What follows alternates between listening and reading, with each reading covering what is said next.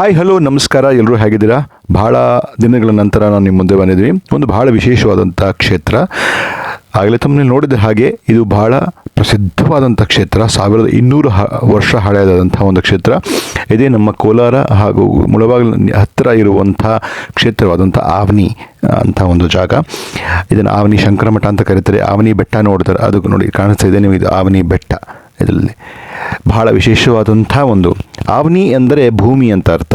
ಹಾಗೂ ಇದು ಸೀತಾದೇವಿಯ ಹೆಸರನ್ನು ನಾವು ಕರಿತೇವೆ ಆವನಿ ಸುತೆ ಅಂತ, ಸೀತೆ ಮಾತೆಯನ್ನು ಕರಿತೇವೆ. ಯಾಕಂದರೆ ಅದು ಕಾರಣ ಇದು ಭೂಮಿಯ ಮಗಳು ಎಂದು ಅರ್ಥ.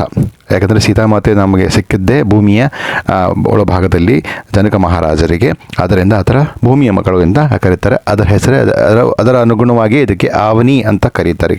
ಇದೊಂದು ಸಣ್ಣ ಗ್ರಾಮ, ಕರ್ನಾಟಕದ ಕೋಲಾರ ಜಿಲ್ಲೆಯ ಮುಳಬಾಗಿಲು ತಾಲೂಕಿನಲ್ಲಿ ಇರುವಂಥ ಒಂದು ಸಣ್ಣ ಹಳ್ಳಿ. ಇದರ ಹೆಸರೇ ಆವನಿ. ಸುಮಾರು ಕೋಲಾರದಿಂದ 32 ಕಿಲೋಮೀಟ್ರು ಹಾಗೂ ಮುಳಬಾಗಿಲಿನಿಂದ 13 ಕಿಲೋಮೀಟ್ರ್ ದೂರದಲ್ಲಿದೆ. ಸುತ್ತಲೂ ಬಂಡೆಯನ್ನು ಸುತ್ತಿರುವಂಥ ಬಹಳ ಪ್ರಸಿದ್ಧವಾದಂಥ ಕ್ಷೇತ್ರ.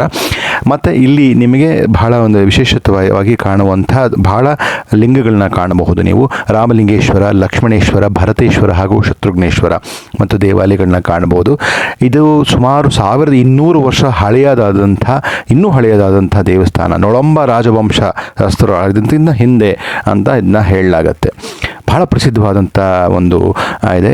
ನಂತರ ಇಲ್ಲಿ ಶೃಂಗೇರಿ ಶಾರದಾ ಪೀಠದ ಶ್ರೀ ನರಸಿಂಹ ಸ್ವಾಮಿಗಳ ಆಶ್ರಮದಲ್ಲಿ ಅವರು ತಮ್ಮ ಸಂಚಾರ ಕಾಲದಲ್ಲಿ ಕೆಲವು ಕ್ಷೇತ್ರದಲ್ಲಿ ಅವರು ತಂಗಿರ್ತಿದ್ರು, ಹಾಗೂ ಇಲ್ಲಿ ಕೂಡ ಅವರು ಬಂದು ನೆಲೆಸಿದ್ರು. ತಮ್ಮ ವಾಸ್ತವ್ಯದಲ್ಲಿದ್ದಾಗ ಇಲ್ಲಿ ಅವರು ಒಂದು ಶಂಕರಾಚಾರ್ಯರ ಒಂದು ಪ್ರತಿಮೆ ಮತ್ತು ನಂತರ ಶ್ರೀಚಕ್ರ ರೂಪದ ಭಂಗಿಯಲ್ಲಿರುವಂಥ ಒಂದು ಶ್ರೀ ಶಾರದಾದೇವಿಯನ್ನು ಕೂಡ ನಾವಿಲ್ಲಿ ನಿರ್ಮಿಸಿದ್ದಾರೆ. ಅದನ್ನು ನಾವಿಲ್ಲಿ ಕಾಣಬಹುದು. ಆವನಿ ಶಂಕರಮಠ ಇದು ಬೆಂಗಳೂರಿನಲ್ಲಿರುವಂಥ ಒಂದು ಬಸವೇಶ್ವರನಗರದಲ್ಲಿ ನೀವು ನೋಡ್ಬೋದು. ಅದರ ಒಂದು ಶಾಖೆ ಕೂಡ ನಾವು ನೋಡ್ತೀವಿ, ಆವನಿ ಶಂಕರಮಠ. ಅದನ್ನು ನೋಡ್ಬೋದು. ಇತಿಹಾಸ ಪ್ರಕಾರ ಇಲ್ಲಿ ಅರಸರಾದಂಥ ಮೈಸೂರು ಮಹಾರಾಜರು ಆಳಿದ್ದಾರೆ, ವಂಶಸ್ಥರು ಆಳಿದ್ದಾರೆ. ಮತ್ತು ಬೃಹದ್ಮಂದ ಅಂತ ಒಂದು ರಾಜರು ಕೂಡ, ಬಾಣಾಸುರ ಅಂತ ಪ್ರಮುಖವಾದಂಥ ರಾಜ, ಅವರು ಕೂಡ ಬಹಳ ಪ್ರಸಿದ್ಧವಾದಂಥ ನಡೆದಂಥ ಜಾಗಗಳು. ಇಲ್ಲೆಲ್ಲ ಲಿಂಗಗಳು ನೋಡ್ತಾ ಇದ್ದೀರಾ, ಇದೆ ಆ ಲಿಂಗಗಳನ್ನ ಕಾಣಬಹುದು. ಅವರ ಮೊಮ್ಮಗನಾದ ರಾಜವಂಶದ ಸಾಂಬಯ್ಯ ಮತ್ತು ಪಶ್ಚಿಮ ಗಂಗಾರರ ಜೊತೆ ತುಂಬ ಸಂಘರ್ಷ ಆದಂಥ ಒಂದು ಕ್ಷೇತ್ರ. ನೋಡ್ತಾ ಇದ್ದೀರಾ ತಾಯಿನ ನಡೆದಂಥ ಕ್ಷೇತ್ರ ಇದು.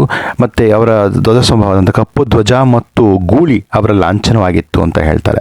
ಕೊನೆಯ ಅವರ ಅವನತಿ ಕಾಲದಲ್ಲಿ, ಅಂದರೆ ಅವರ ಕೊನೆಯ ಇನ್ನೇನು ನಶಿಸಿ ಹೋಗುವಂಥ ರಾಜವಂಶದಲ್ಲಿ ಅವರಲ್ಲಿ ವಿಜಯಾದಿತ್ಯ ಹಾಗೂ ನಂದಿ ಅಂತ ಇದಿರ್ತಾರೆ. ಅವರ ಮೊಮ್ಮಗನಾದಂಥ ವಧುವಲ್ಲಭ ಅಂತ ಅವರು ಏನು ಮಾಡ್ತಾರೆ, ಇನ್ನೇನು ನಶಿಸಿ ಹೋಗ್ತಾ ಇದೆ ಅನ್ನೋ ಟೈಮ್ನಲ್ಲಿ ಸುಮಾರು ಒಂದು 25 ಬ್ರಾಹ್ಮಣರಿಗೆ ಕರೆದು ಈ ಕ್ಷೇತ್ರಗಳನ್ನ ಸುಮಾರು ಇದು ಮತ್ತು ನಂದಿದುರ್ಗ ನೋಡಿರ್ತೀರ, ಇದನ್ನೆಲ್ಲ ಕ್ಷೇತ್ರಗಳನ್ನ ಅವರು ಬ್ರಾಹ್ಮಣರಿಗೆ ದಾನವಾಗಿ ಕೊಟ್ಟು ನೀವು ಇದನ್ನು ಮುಂದುವರ್ಸ್ಕೊಂಡು ಹೋಗಬೇಕು ಅಂತ ಅವ್ರಿಗೆ ಹೇಳ್ತಾರೆ.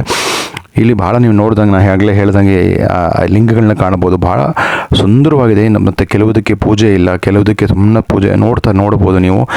ಎಷ್ಟು ವಿಶೇಷವಾಗಿದೆ ಅಂದರೆ ಭಾಳ ಭಾಳ ಭಾಳ ಭಾಳ ಪೀಸ್ಫುಲ್ ಆಗಿದೆ. ಅಷ್ಟು ವಿಶೇಷವಾಗಿ ನಾವು ಕಾಣ್ಬೋದು. ನಾನು ಎಲ್ಲೂ ನೋಡಿಲ್ಲ ಈ ಥರ. ನೀವು ತಮಿಳುನಾಡಿಗೆ ಹೋದರೆ ನಿಮಗೆ ಸುಮಾರು ಈಶ್ವರನ ದೇವಸ್ಥಾನಗಳು ಕಾಣ್ತೇವೆ.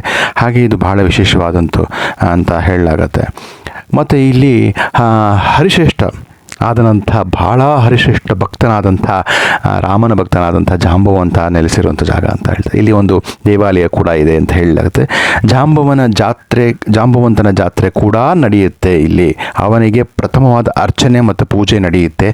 ಆದ ನಂತರ ರಾಮಲಿಂಗೇಶ್ವರ ಜಾತ್ರೆ ನಡೆಯುತ್ತೆ ಅಂತ ಹೇಳ್ತಾರೆ. ಇಲ್ಲಿ ಆರಂಭದಲ್ಲಿ ನಡೆಯೋದೇ ಫಸ್ಟು ಜಾಂಬವಂತನ ಪೂಜೆ, ನಂತರ ನಡೆಯೋದು ಇಲ್ಲಿ ರಾಮಲಿಂಗೇಶ್ವರ ಅಂತ ಹೇಳಲಾಗತ್ತೆ. ಜಾಂಬವಂತ ಯಾಕೆ ಅಂದರೆ ಇಲ್ಲಿ ಜಾಂಬವಂತ ಇದ್ದಂಥ ಒಂದು ಗುಹೆ, ಎಲ್ಲಿ ಅವನು ಶಮಂತಕಮಣಿಯನ್ನು ಕೃಷ್ಣನಿಗೆ ಕೊಡ್ತಾನೆ, ಅಲ್ಲಿಂದ ಹಿಡಿದು ಇಲ್ಲಿವರೆಗೂ ಅದಕ್ಕೆ ಒಂದು ಲಿಂಕ್ ಇದೆ ಅಂತ ಕೂಡ ಹೇಳಲಾಗತ್ತೆ, ಸಂಬಂಧವಿದೆ ಅಂತ ಕೂಡ ಹೇಳಲಾಗತ್ತೆ. ಆದ್ದರಿಂದ ಇಲ್ಲಿ ಅವನು ಕೂಡ ಈ ಆವನಿ ಹಳ್ಳಿಯ ರಕ್ಷಕ ಅಂತ ಕಾರಣದೆ ನೋಡಿ ಆವನಿ ಬೆಟ್ಟ ಕಾಣಿಸ್ತಾ ಇದೆ. ಈ ಬೆಟ್ಟದ ವಿಶೇಷತೆ ಏನು ಅಂತ ನಿಮಗೆ ಹೇಳ್ತಾ ಹೋಗ್ತೀನಿ, ಕೇಳಿ. ಈ ಪಕ್ಕದ ಈ ಆವನಿ ಬೆಟ್ಟ ಅಂತ ಕರೀತಾರೆ ಇದನ್ನು. ಇಲ್ಲಿ ಸೀತಾಮಾತೆಯ ದೇವಾಲಯ ಕಾಣಿಸ್ತಾ ಇದೆ ನಿಮಗೆ. ಆ ದೇವಾಲಯಕ್ಕೆ ಹೆಸರುವಾಸಿಯಾದಂಥ ಭಾರತದಲ್ಲಿ ನಾವು ಪ್ರಸಿದ್ಧವಾದಂಥ ದೇಶದಲ್ಲಿ ಸೀತಾಮಾತೆ ದೇವಾಲಯ ಬಹಳ ಕಮ್ಮಿ, ಅದರಲ್ಲಿ ಇದು ಒಂದಾದಂಥ ಸೀತಾದೇವಿ ಇದು. ವಾಲ್ಮೀಕಿ ಮಹಾರಾಜರು ತಮ್ಮ ಆಶ್ರಮ ಇದ್ದಂಥ ಇಲ್ಲಿ ತಮ್ಮ ವಾಸ್ತವ್ಯನ್ನು ಹೂಡಿದ್ದರು.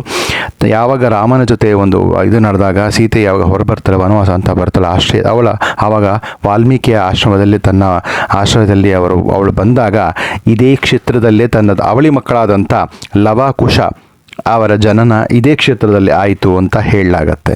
ಇಲ್ಲೇ ಲವಕುಶರು ಹುಟ್ಟಿದ್ದು. ಹಾಗೂ ರಾಮ ಅಶ್ವಮೇಧ ಯಾಗ ಮಾಡ್ತಾರೆ. ಆ ಮಾಡಿದಾಗ ಅವರ ಕುದುರೆಯನ್ನು ಕಟ್ಟಿದಂಥ ಜಾಗ ಕೂಡ ಇದೇ ಜಾಗ ಅಂತ ಹೇಳಲಾಗತ್ತೆ. ಇದೇ ಜಾಗದಲ್ಲಿ ನೀವು ಒಂದು ನೋಡ್ಬೋದು, ತಾಯಿಯ ಮನೆ ಅಂತ ಕಾಣುತ್ತೆ. ಇದೇ ಮನೆ, ಇದೇ ಗೂಡಲ್ಲಿ ವಾಲ್ಮೀಕಿ ಆಶ್ರಮ ಕಾಣ್ತಾ ಇದ್ದೀರಾ. ಮತ್ತು ನೋಡಿ ನೋಡಿ ಇಲ್ಲಿದೆ ಕಾಣಿಸ್ತಾ ನೋಡಿ, ಇಲ್ಲೇ ಲವಕುಶರು ಹುಟ್ಟಿದಂಥ ಒಂದು ಸ್ಥಳ ಅಂತ ಹೇಳ್ತಾರೆ.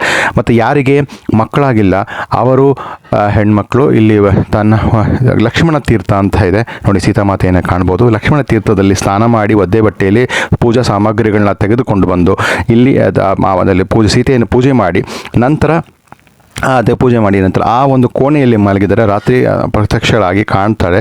ಆವಾಗ ಅವರಿಗೆ ಮಕ್ಕಳಾಗುತ್ತೆ ಅನ್ನೋದೊಂದು ಭಾಳ ಒಂದು ನಂಬಿಕೆ ಕೂಡ ಇಲ್ಲೇ ಇದೆ.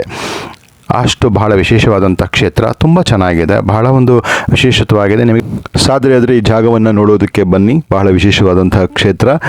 ಹೋಪ್ ಈ ವಿಡಿಯೋ ನಿಮಗೆ ಲೈಕ್ ಆಗಿದೆ ಅಂತ ಭಾವಿಸ್ತಾ ನಾನು ಮತ್ತೊಮ್ಮೆ ಇನ್ನೊಂದು ವಿಡಿಯೋ ಸಿಗ್ತೀನಿ. ಅಲ್ಲಿವರೆಗೂ ನಿಮಗೆ ಟೇಕ್ ಕೇರ್, ಬಾಯ್.